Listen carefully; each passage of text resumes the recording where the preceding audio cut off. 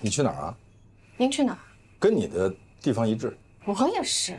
那你按楼层啊？你怎么不按啊？女士优先嘛。根本就不知道黄觉住在哪层，对不对？我可以去找保安，让他调监控。行啊，但我也会去跟保安小哥哥说，哥哥你精神不是很好，容易控制不住自己，所以千万不能让你看监控，而且不能让你随便进小区、进楼道。那我也可以把她的照片发到网上，就说这是我偶然邂逅的一个女孩，我一直对她念念不忘，这是我的真爱人，我让广大网友帮我找到她。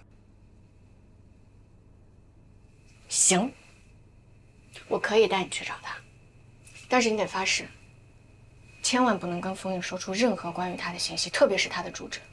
为什么？我怕封印会找人去骚扰她。你就不怕我亲自骚扰她？你没那么无耻。谢谢夸奖。这不是夸奖。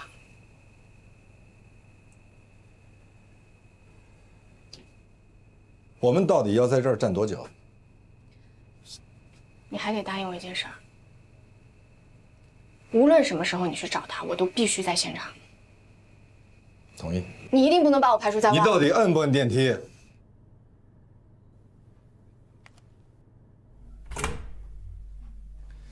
你好，我是罗宾，全景律所的律师，黛西我的助理。有些事情，我们想找你谈一谈。对不起，我没有时间。我知道你做了什么，我们谈谈对你有好处。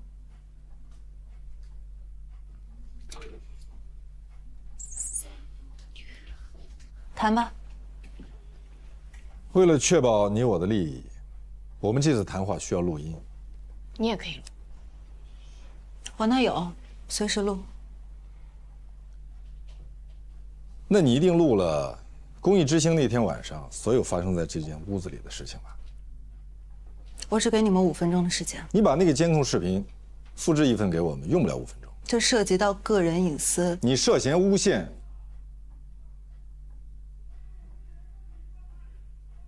那你为什么不去告我呢？因为我认识12岁的你，那时候你还不叫这个名字。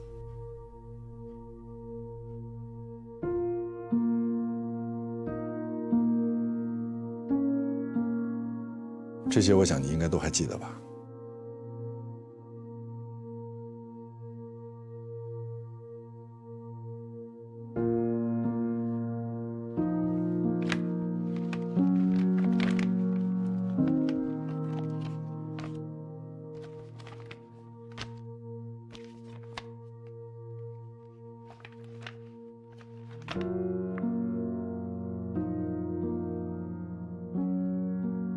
非常公平的讲，封印当时已经替你们争取到了最好的和解条件。对，你们当初就是这么说服我妈妈的，所以她签了这个协议，拿了钱。没过多久，大家都知道我们拿了钱，我们再也得不到任何的同情，包括伤害我们的那家人，没有跟我说过一句对不起，也没有过半点的歉意。你们管这个叫最好的和解条件是吗？但这个事情你真的不能怪律师。那怪谁？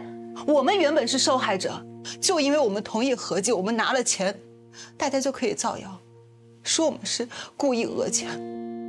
我爸爸当时已经病重了，我妈原本不想把这件事情告诉他，但是后来我爸知道了这件事情，他跟我妈大吵一架。他问我妈妈，明明是你的女儿被别人给打了，你这个当妈的为什么会同意人家花钱了事呢？我爸连妻带病，没过多久就去世了。人活一张脸，我爸觉得他没脸可活。你真的不能把这笔账算在律师的头上？为什么不能啊？他们是律师，你出于对他们的信任和尊重，你签了字，为什么不能呢？后来我们尽量弥补了。你们的补偿就是建议我换一个名字，建议我们搬家，我们把房子卖了，但我还是被人认出来了。对，你改成了叫黄觉，当时是封印让我陪你妈妈到派出所一起协助的，但后来你去留学，你需要一笔很大的保证金。那是我母亲找人借的。不，是封印让我打给他的。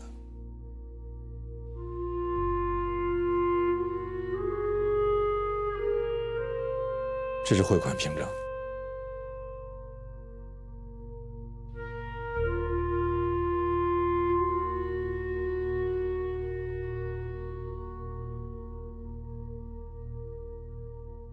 如果你不相信的话，你可以去问你母亲。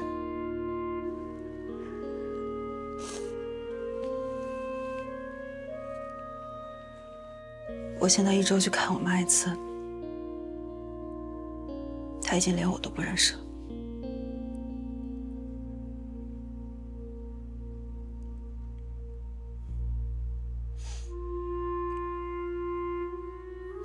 对不起。那我现在想请问，你知道了这一切，你可以还封印的清白吗？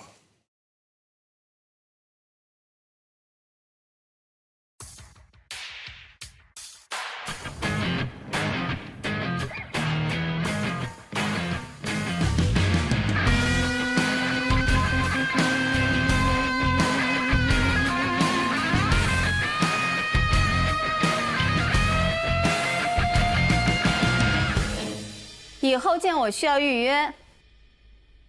我刚从黄觉那儿回来，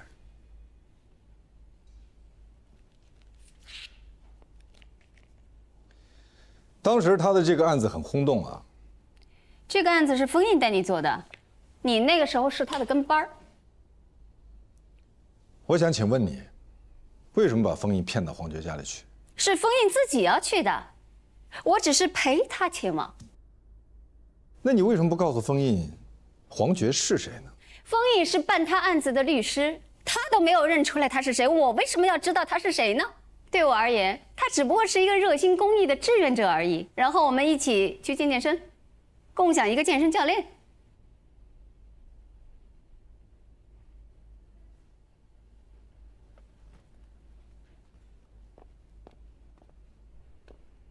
我母亲大部分时间都是糊涂的。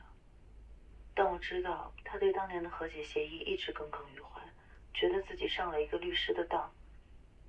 姑姐就跟我说，解铃还须系铃人，如果封印能跟我母亲道个歉，也许他就能解开心结，唤醒记忆。所以那天，他就把封印带。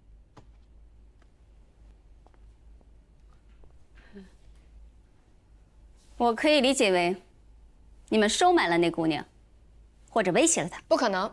我和罗宾老师是一起去的，我们全程都录了音，绝对不存在任何的收买还有威胁。那我也可以解释为你们在录音之前就已经完成了收买和威胁。我们没有，空口无凭。你说没有，我说有。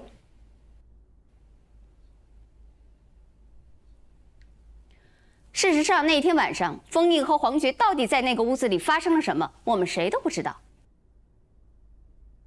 好。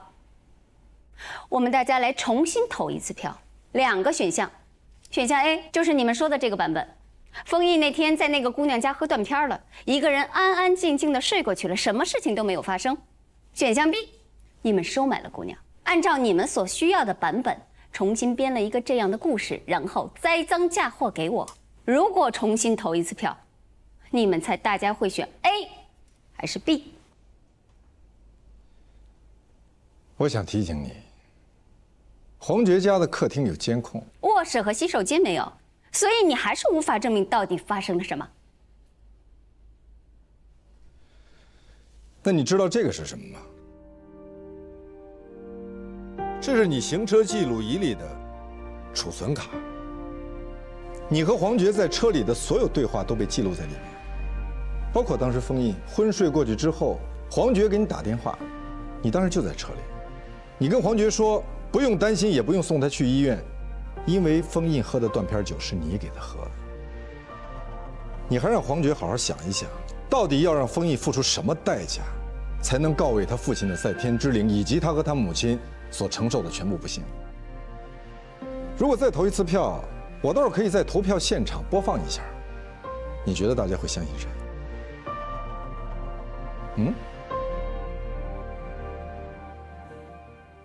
你真卑鄙，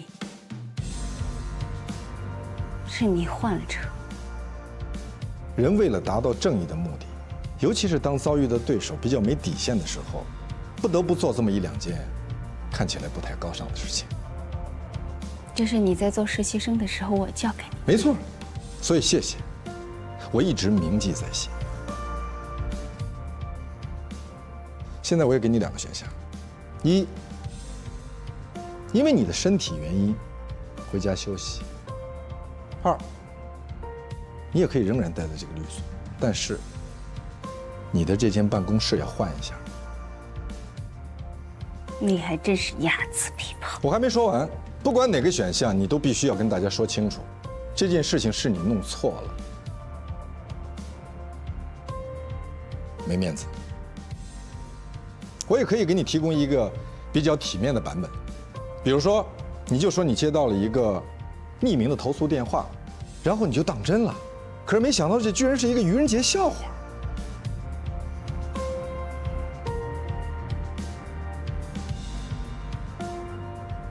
现在，你应该去风姨的办公室，郑重地跟她说一声对不起。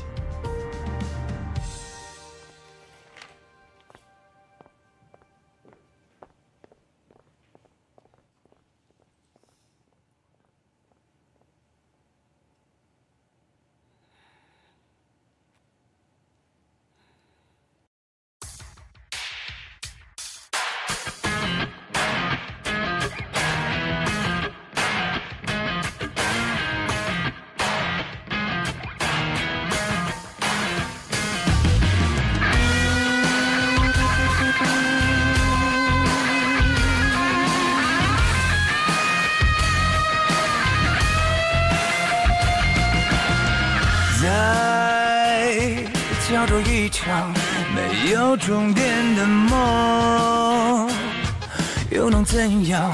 硝烟从未散场，又怎样？突然百孔千疮，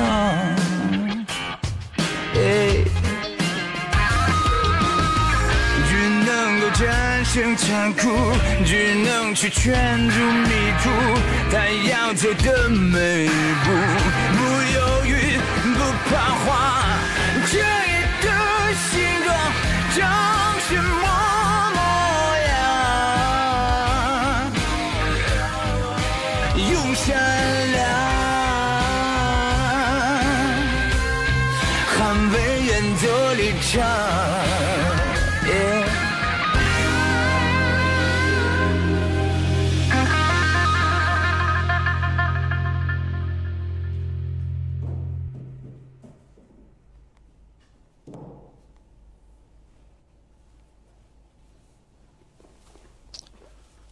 其实你可以不走，搬到楼下储物间，你也可以不搬，写个检查。不用不着。那你要怎么样？人非圣贤，孰能无过？你是围棋高手，你靠对方的错误赢棋。不，你不了解围棋。我了解你，你会逼着对手犯错误。是你给我挖了个坑。是你逼我给你挖坑。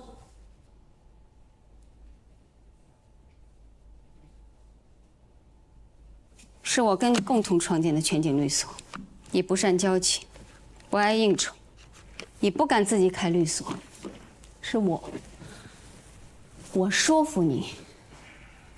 我跟你说，我最大的优势就是交际。那个时候，我们接了很多其他律所不敢接的案子。我们最大的困难不是接其他律所不敢接的案子，打其他律师不肯打的官司，我们最大的困难是缺乏案源。没有人愿意相信一个刚刚成立的律所。是，在日常生活当中，打官司是个低频事件，即便你服务的再好，即便是打赢了，也很少有回头客。谁愿意3天2头打官司呢？所以，是我去应酬，我去交际，是我去争取企业客户，争取做他们的长期法律顾问。最早的那批客户都是我争取来的。所以啊，在律所的墙上，我说的是过去的假账。你的名字和我的名字排在第一排，第一排只有你和我。后来你开始排挤我。我没有。你有，你在律所有威望，有地位，人人都会巴结你。我呢？罗宾把我的客户抢走了，你说什么了没有？罗宾没有抢你的案子，是你的客户不满意你。你以前从来不会这样跟我讲话。我以前，你以前仰仗我，依靠我，信任我，需要我。现在呢，你有其他人可以仰仗，可以依靠，你也没有再那么需要我了。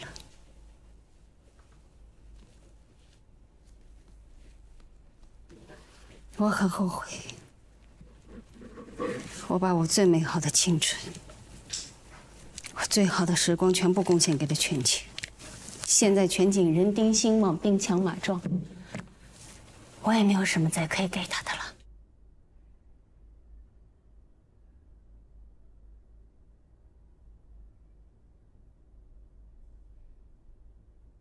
你什么时候想回来？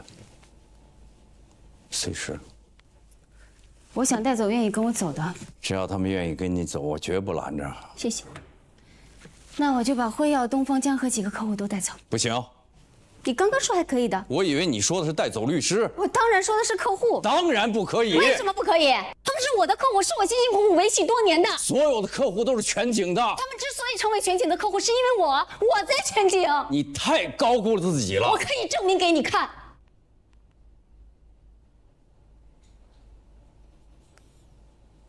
我还是那句话，你什么时候想回来，我依然欢迎。罗老师，有件事情我一直不大明白啊。16G 的行车记录仪最多也就记录100个小时，就算是64G 的，也就最多是400个小时。所以呢？您说顾杰老师的行车记录仪记录了他和黄觉所有的对话，是不可能的。那您当时？我赌他不知道。那他万一知道呢？不存在这个万一。为什么？因为他是顾杰。你的意思是他蠢？不，我是说他没那么坏。什么意思？不够坏的人做了坏事儿会心虚，因为他知道自己做了坏事儿，所以只要你跟他说行车记录仪记录了他在车里的一举一动、一言一行，他的脑子马上就会去扫描自己在车里说过的每一句错话，根本没有内存来反映正常的行车记录仪到底能记录多长时间的内容。哦，对哦，是啊是啊。你那个外甥女告舅舅的案子进行的怎么样了？我找过王立川好几次，他都不搭理我。不搭理你不是你见不到对方的理由。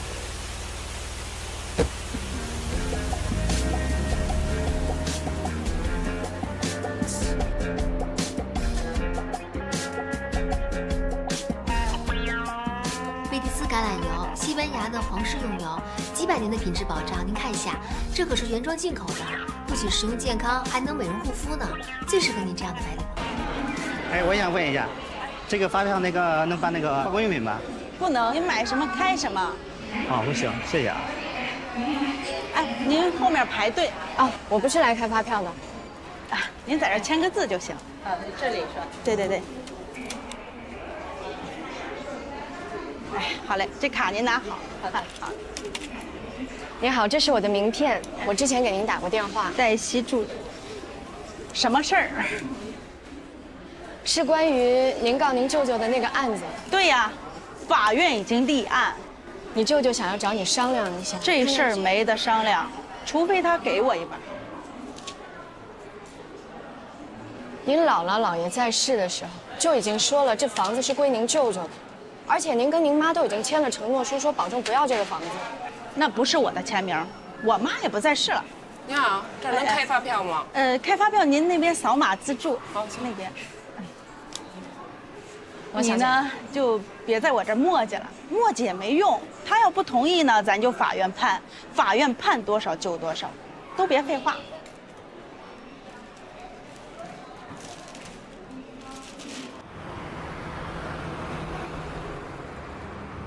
妈，喝水吗？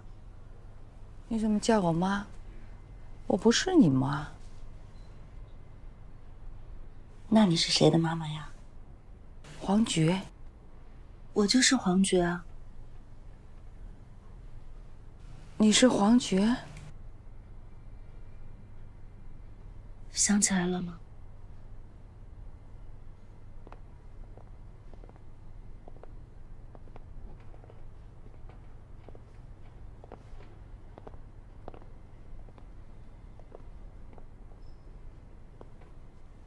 妈，您还记得他们吗？记得。他们是律师。你们来干什么？大姐啊，我们今天来是向您道歉的。我们当年考虑的的确不周全。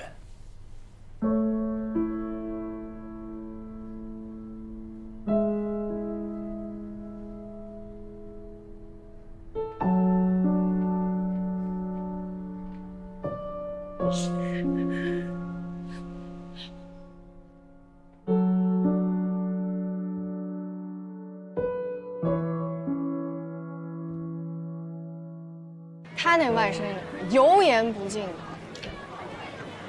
还说什么来着？啊，说什么那承诺书根本就不是他写的，签字都不是他签的，还非说自己的户口在那儿，要分走一半。这什么呀？这是王立春在南菜园拆迁时作为托底安置对象的材料。那他就不符合老房子供住人的条件了。没错。哇塞！哎，你哪儿找到的呀你？我厉害呗。你太厉害了！我请你吃饭，你点吧。哎，别，你帮我，应该我请你才对。于叔是我爷爷的老朋友啊，想吃什么随便点啊，自己画。那我点啦，那我可随便点啦。我以前对您有误解。我那个时候也是年轻气盛，急于求成，所以后来啊，就一直积极热心公益事业，尽量不做一个无情的法律人。尽管有的时候义不容情。顾杰他是受了我的影响，我老在他面前说您的坏话，尤其我到医院来看我妈，我特别难受，所以我情绪化的时候，我就跟他说，我想报复，但其实我就是想发泄一下。哎，我懂。其实我和顾杰也是多年的交情。哦，对了，当初您借我们那个钱，我们到时候怎么还给您？那钱不用还了。不行，那个钱一定得还的，这样不可以。这样吧，如果你非要还，那你就找个公益基金，捐给需要的人好了。好，我们走了，再见。谢谢，再见。再见。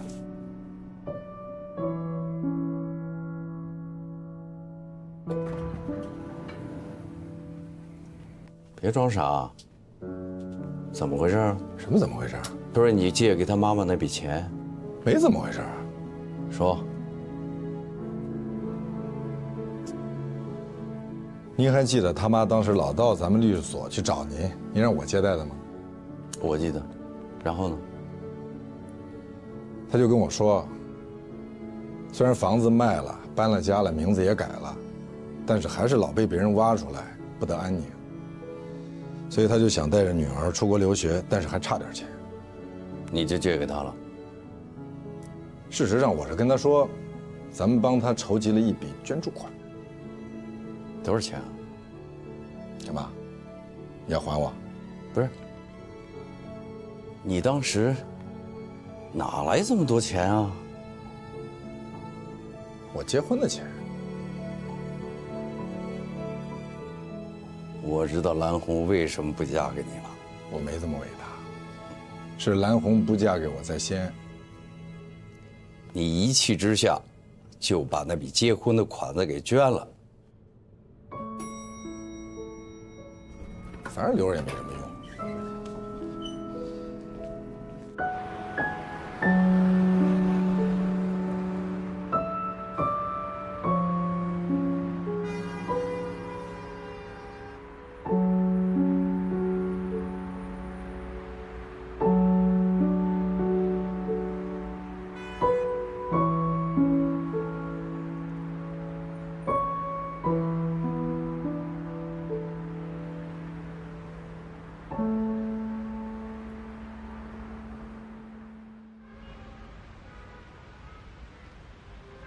兰红应该付给我们1650万。老大，温馨提示一下，这是何塞的客户。何塞已经去了律师函了。那对方怎么回复？没回复。没回复。我们的法务没有跟对方的法务联系吗？对方是个家族企业，她老公是董事长，她老公的弟弟是 CEO， 法务总监是蓝红。那何塞打算怎么做？起诉他们？不，我不赞成。律所起诉自己的客户，这是两败俱伤的事儿。不起诉，那就只伤我们这一头。对不起啊，刚才门开着，我就自己走进来了。我正好听见你们在谈论我的客户。对于这种没有诚信的客户，我们就应该起诉他，让所有人都知道他们的丑恶行径。正好听到，好巧啊！你在暗示我偷听你们谈话，不然呢？你正巧经过？我还真不是正巧经过啊，我是来找封主任，我做一些必要的解释。我和罗宾正在谈事儿，你急吗？这不妨碍。我跟您说什么了，罗宾都会很快的知道。你们之间没有秘密。阿伟，别走，坐。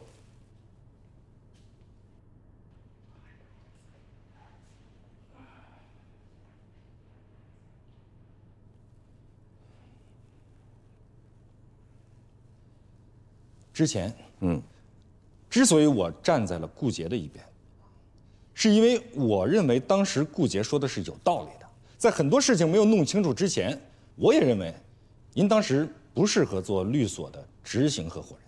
现在呢，事情都弄清楚了，啊，您也官复原职了，这是皆大欢喜。你想解释什么？我没听出来啊。我认为我站在顾杰的那一边，当时是没有错误的，现在来说也没有错误，对吧？但是如果您认为我错了，或者您认为那是我的污点，或者您觉得我就不适合再留在全景了啊，或者是您想杀鸡给猴看，那好，我可以离开全景。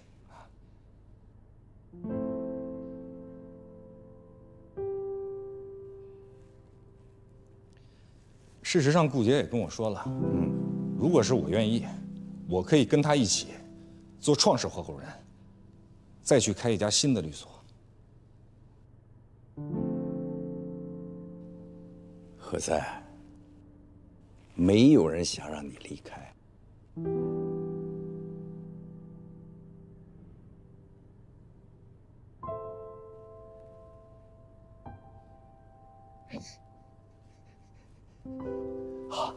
好，那我就继续留在全景，我发光，发热。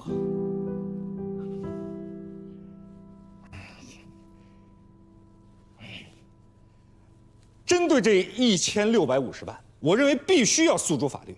对于这种流氓无赖客户，我们绝不能退让，必须起诉。不能起诉。大公律所起诉客户就是前车之鉴。虽然官司打赢了，钱也要回来了，但是他们客户及其所属的所有子公司，跟他们的乙方公司和他们有生意来往的合作伙伴，全都跟大公律所解除了法务合同。和他们失去的相比，他们要回来的那一点点根本不值一提。我还没说完，这还没有算上大公律所所损失的声誉。律所起诉客户耍赖，客户指责律所不专业、不敬业。不敬业怎么给他们把官司打赢的？那是因为客户认为他们本来就占理，就应该赢。蓝红可不敢跟我说这话啊！他的这个官司1审、2审都输了，直接告到了高院，是我帮他们打赢的，所以他们才跟我签了长期法律顾问合同。看来你根本就没有听懂我在跟你说什么。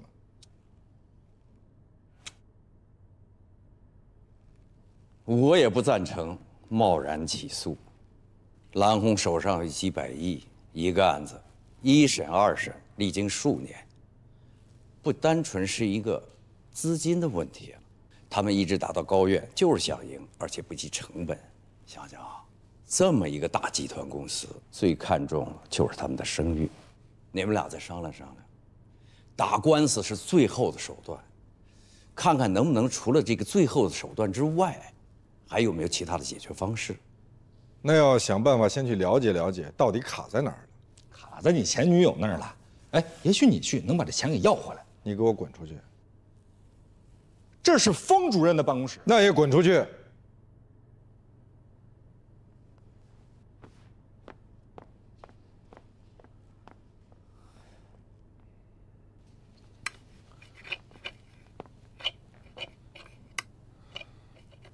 刚才赵旭来找过你，什么事儿？他想跟你解释一下，之前不是他想要占你的办公室，是顾杰安排的。那他的意思是，别人非逼着他占我的办公室。我也是这么跟他说的。你怎么了？没事儿。你不想说就算了。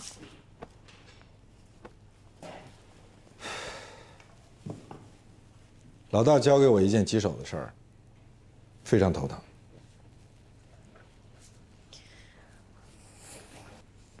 蓝红，我就知道这个案子兜兜转转，最后还是会绕到你这儿。你有什么建议吗？我听说她老公病了，病得不轻，真的病了，都住医院了。他们家的买卖是一个家族企业，旗下有好多家公司。她老公占60%的股份，她老公和她前妻有一个儿子已经成年，占20%的股份。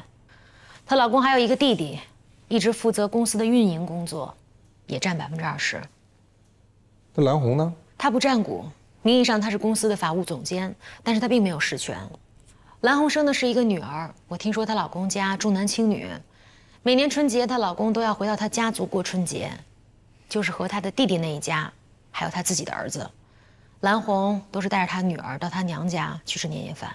那要账这事儿，人家老公都进了医院了，在和病魔做斗争，你现在去要账好吗？合适吗？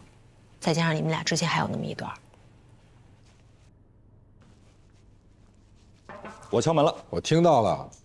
我刚才给你前女友打了一个电话，鉴于她是她老公公司的法务总监，以及她老公是董事长，所以我跟她说我们要当面沟通。我们？对，我们。我跟她说，我和你，我们一起去拜访她。哇哦！为什么哇哦？祝福你们啊！预祝你们旗开得胜，马到成功。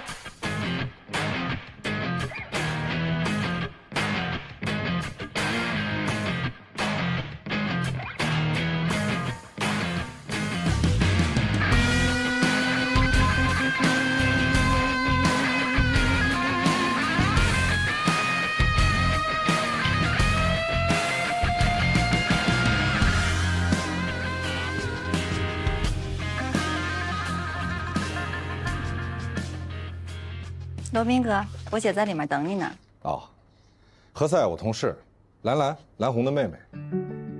我们总算见面了。是这样的，我现在呢是我姐姐的助理，何塞先生呢一直管我们公司要账，所以一直给我们发邮件，都是我来回复的。那你们可以直接留个联络方式，直接联系。啊，我们拿电话，我们继续聊吧。哎。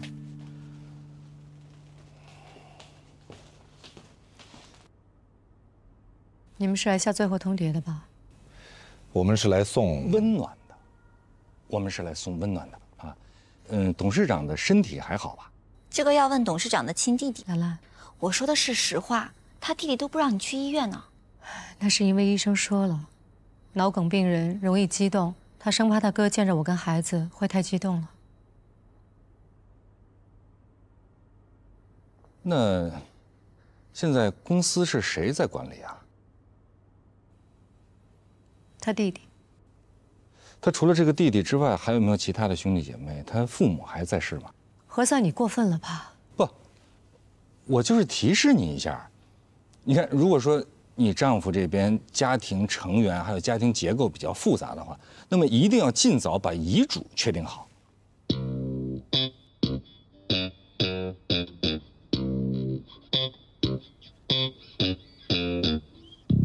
罗宾，我说的有道理吧？哎，对了，你们俩的联络方式留了吗？我扫您。哎，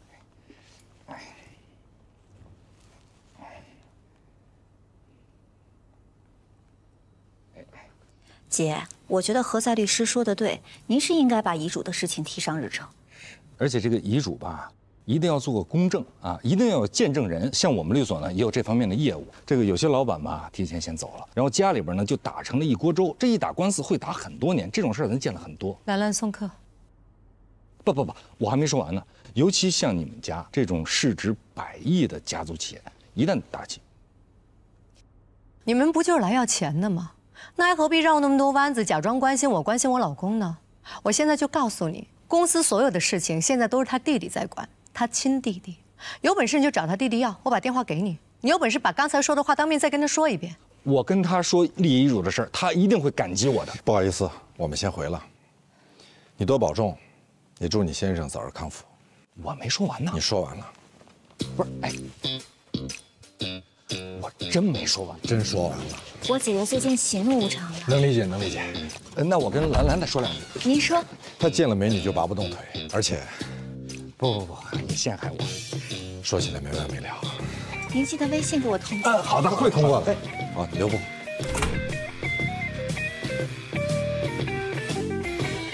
不是，我话还没说完呢，你干嘛把我拉出来？等你说完，人家就该把你赶出来了。不是，那咱那1650万呢？我现在知道你为什么要不回来了。哎，咱俩一块儿来的，我也没见着你占上风。我们不是来为了占客户上风的。作为律师，不能只讲客户爱听的话。那你也不能人家不爱听什么你就说什么吧。我就不明白了，你说他也是律师，他为什么反应这么大呢？人家老公还躺在病床上，生死未卜，你就再跟人家聊遗嘱。不是，那什么时候聊啊？死了之后聊啊？这遗嘱有死了之后聊的吗？啊，不都是活着的时候聊吗？对不对？你再说了，那死了之后，那跟谁聊去？死了之后聊的遗嘱，那法律，他能承认吗？哎，你什么意思？你以为我这给你开车门呢？需要给你小费吗？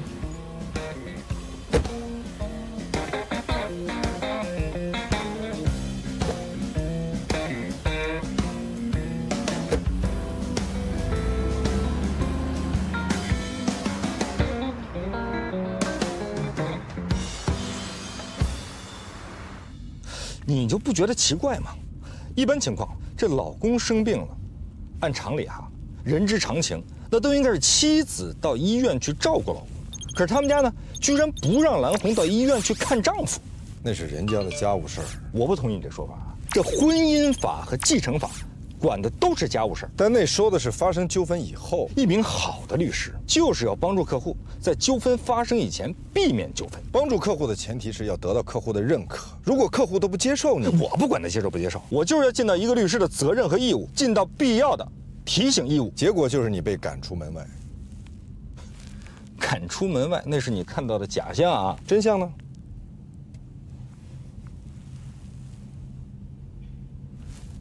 真相。何塞律师，特别感谢您。我姐姐情绪不好，请多谅解。您的提醒非常有必要。她刚才给孙超越，就是我姐夫的弟弟发了微信，要求前去探视，结果被告知姐夫今天转院。我们问转到什么医院也不告诉我们，所以我们也有一些不安。不知道你有什么建议啊？听见了吗？这就是蓝红的妹妹兰兰给我发的微信。你要听一遍吗？首先啊，他就表示了对我的感谢，而且请我谅解，而且希望得到我更多的建议。那么你打算给出什么建议呢？我马上就会让你知道。兰兰女士，首先呢，感谢你对我的信任。我给你的建议就是，干什么你？先说给我听听。我为什么要向你汇报啊？我为什么要向你汇报？我为什么要向你汇报？那你的意思是，从今以后咱俩各干各的，谁都不管谁？